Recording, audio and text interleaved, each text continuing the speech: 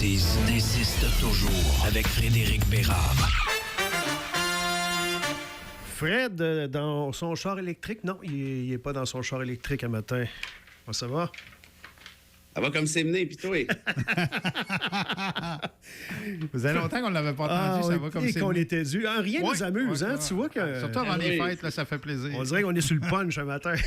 Ça ne prend pas grand-chose. Peut-être que vous l'êtes, hein, je peux pas valider. Ben, moi, je te confirme que non, mais ça s'en vient.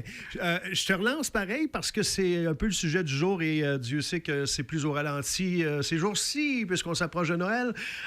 Les chars électriques, la fameuse cible d'Ottawa qui a été lancée par ton bon ami. À 2035, est-ce que, d'abord, est-ce que tu prévois à faire le changement? As-tu pensé à la transition? Attends une minute. Là, tu parles de Guilbeault. Puis après, oui, ça, quand je dis cher ami, c'est soit Guilbeault ou soit l'autre là, à Québec. Oui, l'autre. 2035. C'est le fun, c'est qu'à chaque 5 ans, il repousse de 5 ans. Oui, il nous donne des chances, hein, c'est le fun. J'ai jamais été super fort en maths, mais il y a quelque chose qui me dit que si tu repousses de 5 ans à chaque 5 ans, il y a une chance que tu n'arrives jamais au bout. C'est ça.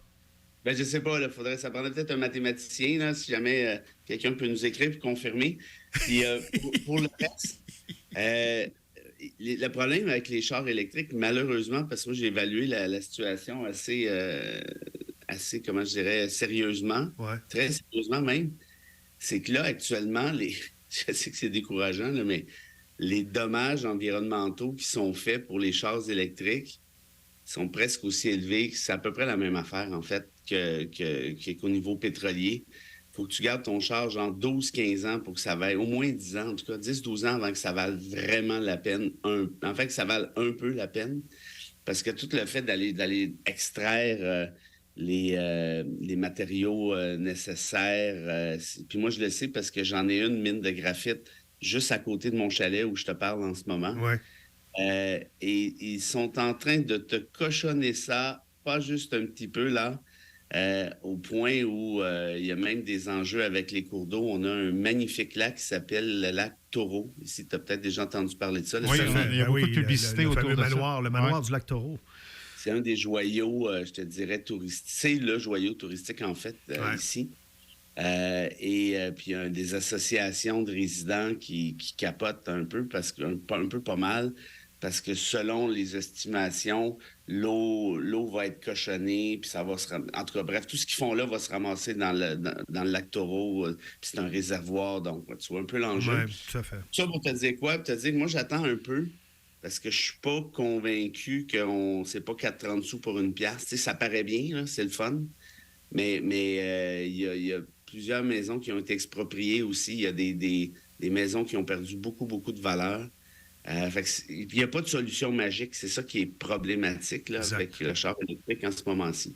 Fait que ça pour dire que je réfléchis. Tu sais qu'il y en a une mine au graphite ici, de graphite pas loin, qui, d'ailleurs, va se spécialiser à fournir, si ce n'est pas déjà le cas, là, les batteries, hein, André? Non, les mines de graphite, il y en a une à Saint-Aimé-du-Lac-des-Îles. Et il y a, présentement, là, on regarde dans le secteur de Notre-Dame-du-Lot également. On en a parlé dans nos nouvelles il y a 2 semaines à peu près. Ouais. Bon, on n'est pas rendu là encore à ce qu'il y ait vraiment une mine. Là, mais celle à Saint-Aimé, elle est en exploitation. Oui, mais ça fait quand même depuis quand même quelques années, ouais. Exactement. Et c'est appelé avec, évidemment, l'avènement, en tout cas, le fait qu'on va aller de plus en plus vers l'électrique à progresser, là, à grossir. Mais ça ajoute pas un peu au cynisme, tout ça? Parce que s'il y en a un qui est ambassadeur au niveau environnemental, c'est bien toi. Et t'es le premier C-break à matin, fait que tout le monde doit se dire ben Bérard, il a dit que, bon, de toute façon... Non, Bérard, c'est pas ça qu'il dit. Bérard, il dit c'est parce que c'est le fun des belles intentions, puis ça paraît bien. Puis on veut que ça marche, parce que le pétrole, ça marche pas, là. Ça, c'est sûr. On veut que ça marche. Mais la réalité, c'est qu'il faut pas non plus, comment je te dirais, se mettre la tête dans le sable. Il faut regarder ce qu'il y en est. Et c'est comme pas mal assez clair qu'actuellement, il n'y a pas beaucoup de gains. Ça, c'est s'il y en a.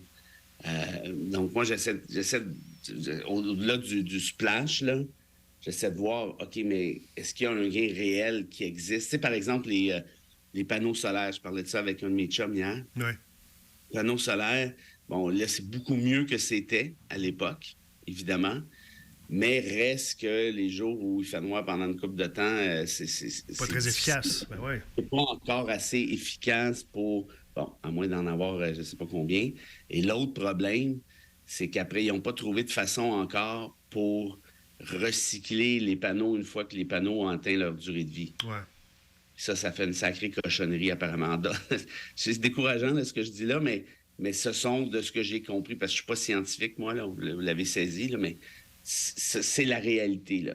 Donc, moi, je suis un peu sur les freins, tu as raison de le dire, parce que je regarde ce qui se passe, puis moi, tu sais, ça ferait mon affaire d'avoir un char électrique, mais si c'est pour changer 40 sous pour une pièce, ouais, je comprends. Pour tout de suite, je me dis, peut-être que je devrais le faire juste pour donner l'élan, puis dire, let's go, c'est l'avenir, puis c'est vrai que c'est l'avenir, ouais. Mais c'est pas l'avenir tout de suite. T'sais, il manque encore pas mal de procédés technologiques. Je pense qu'il y a un bon nombre de personnes qui pensent comme toi, Fred, à ce niveau-là. Mais on est quand même les meilleurs, les champions au niveau de la transition au Québec et au niveau du nombre de bornes aussi. Ça faisait dur, mais là, ça s'améliore beaucoup. Moi, tous ceux à qui j'ai parlé... Tu es des champions, oui. Oui, au niveau des... Tu n'es pas allé en Europe, toi, je pense. Non, mais je parle ici au Canada, là. C'est sûr qu'entre Mont-Laurier et Edmonton, je prendrais Mont-Laurier. Là. Ça, j'ai un petit doute à savoir que le char électrique va fructuer. C'est sûr qu'en Alberta. Ils sont pas bien pour ça. Là. Vu de même. Par ailleurs, j'en ai appris une pas pire, pas qu'on s'en doutait pas, mais quand je vous parlais de la COP 28, là, ouais. On sait où ça s'est tenu, la COP 28, puis on sait que ça a été présidé par un grand boss de grande pétrolière. Ouais. Ça a l'air qu'il y a un sacré beau paquet d'ententes sur le site qui ont été conclues avec les pétrolières, incluant les pétrolières canadiennes. Steven avait amené toutes ses chummies des pétrolières là-bas. Quel hypocrite de première classe. Comment tu veux que les gens embarquent après ça? Ben non, mais c'est une joke. Moi, arrêtez-moi ça, les COP28, tout de suite. Là. Si vous voulez en faire une, là, vous allez me faire ça par Zoom, là, chacun chez vous, là, avec un bon thé menthe poivrée, là. Vous prenez une bière, on fou. Mais vous ne bougez plus le popotin de là. Vous allez jaser par Zoom. Ah ouais, là, finalement, c'est moins intéressant la COP20. Sérieusement. Puis t'as raison. Moi, je comprends la population. Tu vois cette gang de faux culs-là, le Guilbeault en tête, qui est une... Ah, je vais faire attention à mes mots, là, mais lui, là, sérieusement, là... Mais si la planète brûle, comme un certain livre l'indique, d'un auteur prolifique... ou s'il est une poubelle de feu ou encore, peu importe, là, je me perds dans les titres, là. Tabarouette. Tu sais que la Terre est une poubelle en feu. Oui, voilà, c'est ça. Puis la Ligue est rouge. Tu l'as lu, toi aussi? Oui, je l'ai lu, oui. Ben, en fait, non, je ne l'ai pas lu, justement. Je l'ai juste écrit. Tu ne relis jamais ça, ces bons livres-là, toi? Es-tu malade? Moi, je ne suis pas comme bas côté. Je ferais d'autres choses dans la vie qu'en mastiquant du ouïe-ouïe. Mais là, je m'en allais où? Je m'en allais que si l'heure est si grave que ça et qu'on est là sur les freins dans toutes les initiatives, on la sauvera pas, la planète. Non, mais elle ne va pas sauver la planète. Là. Arrêtez ça, c'est fini. Là. OK. C'est les scientifiques qui ont dit... Tu vois, je me suis pas rendu à la fin du livre. Il y avait non, je ne t'ai pas rendu au début non plus. Mais il y avait un délai de 3 ans, puis les fenêtres sont en train de se refermer tranquillement. Fait que, regarde, là, on a crié au loup pendant 10 ans, personne n'écoute. Mais toi, tu n'as pas le droit de tenir un discours négatif comme ça. Ben, je vais tenir le discours que je veux. J'ai passé assez de temps à dire attention, attention, attention, puis tout le monde me regardait en mangeant ses marshmallows, que là, regarde, faites ce que vous voulez. Non, sérieusement, je ne veux plus me mêler de ce débat-là. Tu as remarqué que j'en parle plus. Ça ne m'intéresse plus, parce que je suis en train de me rendre malade, puis ça ne me tente plus. Les scientifiques l'ont dit, la fenêtre est en train de se refermer, là. L'accord de Paris, là, c'était 2015. Il fallait qu'on agisse. OK. On avait 10 ans, puis le Canada, c'est le pire pays. Il y en a qui ont dit, oui, mais la Chine, puis, oui, mais c'est parce que, un, on ne vote pas en Chine, puis deux, au prorata, on fait pire que la Chine, on fait pire que l'Inde. Ça, je l'ai expliqué 1 874 fois. Là, je suis tanné. Fait que regarde, faites ce que vous voulez. Continuez de voter pour Justin en pensant que Steven Guilbeault va sauver la planète avec ses chums de chez Shell puis Ultramar. Puis c'est tout. Je n'entends plus de parler de ça. Bon, je suis tanné. Bon, on s'en va à la pause d'abord, puisque... La bêtise insiste toujours avec Frédéric Bérard. Encore quelques minutes. On n'a pas parlé de Trump un matin, c'est le fun, mais quoi qu'on pourrait ce matin en parler, Fred. Oui, mais attends, j'ai un petit quelque chose. Ouais, je me sens mal. Tu me pousses dans mes derniers retranchements. je vais juste préciser, je me sens très mal d'avoir dit ce que j'ai dit sur l'environnement, pas parce que c'est faux. J'espère que c'est mal. Mais, mais j'ai pas besoin de toi pour me sentir coupable. Ne t'inquiète pas, je m'en occupe très bien moi-même. Mais je tiens à préciser ceci, surtout aux jeunes qui nous écoutent. Ouais. Laissez faire mon oncle Fredouille. Mon oncle Fredouille, là, il est juste tanné d'aller au bat depuis 10 ans, puis se faire niaiser, puis se faire dire que l'environnement, on s'en fout, puis ci, puis ça. Fait que mon oncle Fredouille, il est fatigué. Alors là, dans ce temps-là, mon oncle Fredouille, quand il a tout donné ce qu'il pouvait donner, il se dit là, il va arrêter d'en donner un petit peu, puis il va penser à d'autres choses. Par contre, ça prend des jeunes pour venir en appui à mon oncle Fredouille en disant, ben moi, l'environnement, j'y crois, c'est ma génération de toute façon qui va en subir les frais, ce qui est vrai, et je vais prendre le relais. Et pour ce, justement, il y aura une magnifique annonce à Mont-Laurier, le 26 janvier prochain, dans le cadre d'une fondation qui vise justement à remettre le pouvoir dans les mains de ces jeunes, dans le cadre plus précis d'un concours. Et ce concours-là aura pour thème la lutte au réchauffement climatique. Et c'est vous, en fait, les jeunes, qui allez sauver la planète. C'est pas mon oncle Fredouille, c'est pas mon oncle Giorgio, puis c'est pas mon oncle Dédé. C'est vous, les jeunes. On compte sur vous. Fait que laissez faire ce que j'ai dit ce matin, c'est juste l'exaspération d'un un blasé. Un vétéran magané. Ouais, bon. Maintenant, Trump, là, vous êtes tanné d'entendre... Attends un peu, c'était nécessaire, cette mise au point-là. Et je suis content que tu la fasses parce que effectivement, pendant la pause, moi aussi, je me suis dit, les jeunes qui écoutent Sacrifice par Rebound parce que leurs parents écoutent, là. Mais il y en a qui nous écoutent. Oui, il y en a qui nous écoutent pour vrai. Tu as raison. Puis mon oncle Fredouille, il matin, là, Sacrifice. Tu veux-tu juste nous vendre des livres sur la planète qui est en feu ou tu y crois? Je ne vais pas t'en vendre, je te l'ai déjà expliqué. Comment je te dirais ça? Là, c'est de toute beauté, hein? Pendant tout ce temps-là, ça portait sur mes épaules. Puis là, quand le gars est écœuré parce que personne ne suit, il dit, ben là, regarde, c'est lui lâche. C'est ça. Vous avez fait quoi, vous autres, pendant ces années-là? Non, mais peut-être, Fred, que tu pensais qu'on n'écoutait pas puis qu'on n'était pas de ton bord. Mais là, c'est là que tu le vois. Là, c'est là que tu le vois parce que là, tu nous inquiètes ce matin. André, je t'écoute pas. C'est pas qu'on pensait. Non, OK, mais je répète, c'est juste l'épuisement émotionnel. Le gars qui a écrit un livre. Tu passes le flambeau, c'est correct. J'ai donné des conférences partout là-dessus, incluant en Europe. À un moment donné, tu dis, bon, mais ça ne réagit pas, il n'y a personne qui écoute, fait que tu te tentes, c'est tout. Mais là, ça ne veut pas dire que la cause n'est pas importante, elle l'est. Malheureusement, c'est vrai ce que je disais, les fenêtres sont en train de se fermer, puis c'est pas avec le Canada de Guilbeault puis le Québec de Charette qui va changer quelque chose, mais peut-être qu'avec un électrochoc de la jeunesse, puis c'est mon souhait, pour ne pas dire mon espoir, il y aura peut-être un changement drastique qui est nécessaire. Et ça prendra ça nécessairement, parce que ce n'est pas ma génération qui va l'opérer, ce changement-là. Il faut arrêter de se compter des pipes. Quand tu vas à COP28 avec des chummés, des pétrolières, peut-être que ça en dit assez long sur ta posture. Bien, tâchons de se rappeler que tu auras été un bon ambassadeur jadis. Je peux pas dire ça, hein, parce que ça n'a absolument rien changé. C'est pas grave. C'est pas parce que ça n'a rien changé que ça en valait pas la peine. C'est ça. Là, puis je passe le flambeau. Je vois, en tout cas, bref, de toute façon, faisons ce qu'on a à faire, là, puis c'est tout.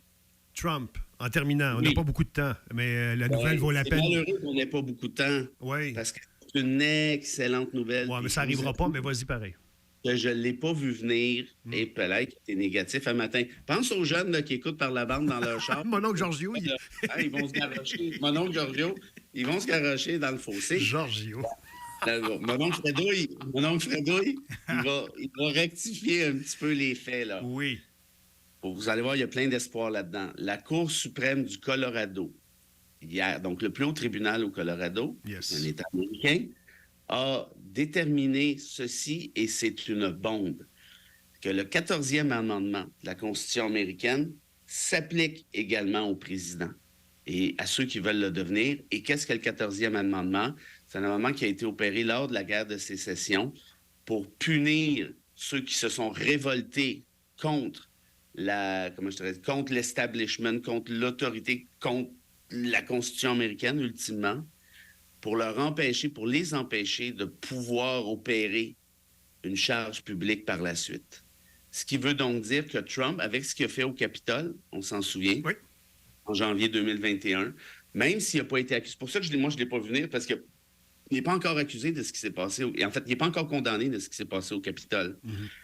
Malgré ça, compte tenu de ce qu'ils ont vu, puis des preuves publiques, entre guillemets, la Cour suprême du Colorado a considéré qu'il est maintenant inéligible à se présenter à la présidence des États-Unis dans l'État du Colorado. Ouais. Donc, son nom ne pourra pas figurer sur les bulletins de vote au Colorado.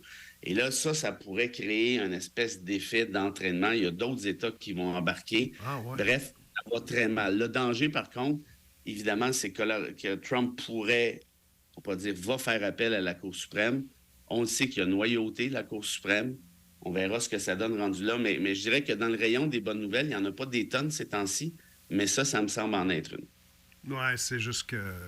On a de la Il misère est tellement en avance partout dans les autres États. Ben ça, puis le fait que malgré toutes les condamnations, pas les condamnations, mais les accusations, il n'est jamais... Fait que c'est sûr que le Colorado, je pense que c'est seulement 9 grands électeurs. Donc, Trump a dit qu'il irait en appel, mais c'est possible qu'il n'y aille pas non plus, puis qu'il laisse ça de même en disant « Au diable, le Colorado, je sacrifie ces 9 grands électeurs-là, puis je me concentre sur le reste. » Sauf que s'il fait ça, il reste quand même du temps avant la prochaine, avant la prochaine présidentielle. Donc, pas des tonnes de temps, mais il en reste quand même un peu. Fait qu'il pourrait y avoir d'autres procédures du genre. Et là, ça commencerait à faire boule de neige, là, cette affaire-là. Parce que là, s'il te manque le Colorado, c'est une chose. Mais après ça, s'il te manque, je sais pas moi, l'État de New York, c'est une autre affaire. Tu vois, genre. Fait que bref, allons voir ce que ça donne. Mais je suis surpris, moi, de cette décision-là, vu qu'il n'y a pas eu de condamnation pour l'histoire du Capitole. Mais il reste que, bien franchement, d'empêcher un bandit comme ça de se présenter, je pense pas que c'est une mauvaise affaire. Écoute, on ne t'arrêtera pas, puisque c'est la première fois cette semaine que tu termines sur une note positive. Alors Bon. Ben oui, mais on était dû. Et courez acheter La Terre est une poubelle en feu en vente dans toutes les bonnes librairies. Il en reste peut-être. Oui, puis dans les mauvaises aussi. Salut. À demain. Bye.